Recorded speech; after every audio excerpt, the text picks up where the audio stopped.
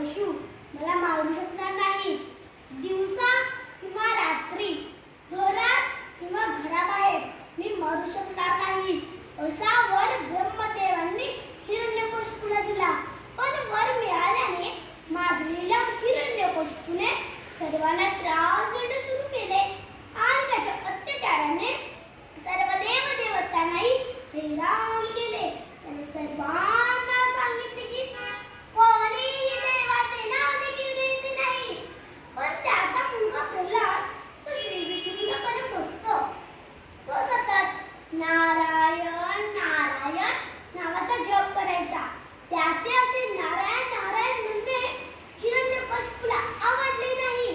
त्याने प्रल्हादला खूपदा सांगितले की नारायण नारायण म्हणणं बंद कर, पण प्रल्हाद त्याचे काही ऐकायचा नाही.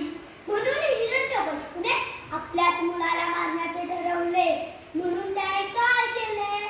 आपल्या बहिणीला होलिकाला बोलवले.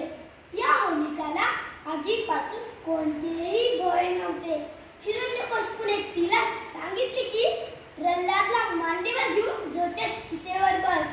तिने आपल्या भावासाठी ती गोष्ट मान्य केली आणि प्रल्हादला मांडीवर घेऊन झोपेत चितेवर बसली. सगळीकडून आग लागली. प्रल्हाद मात्र मांडीवर बसून नारायण नारायण करत होता. थोड्या वेळात मात्र जिला आगीपासून भय नव्हते तीच आगीत जळून भस्म झाली. मात्र प्रल्हादला काहीही झाले नाही. तो सुखरूप त्या आगीतून बाहेर पडला. हे बघून हिरण्यकशिपूला आश्चर्य वाटले.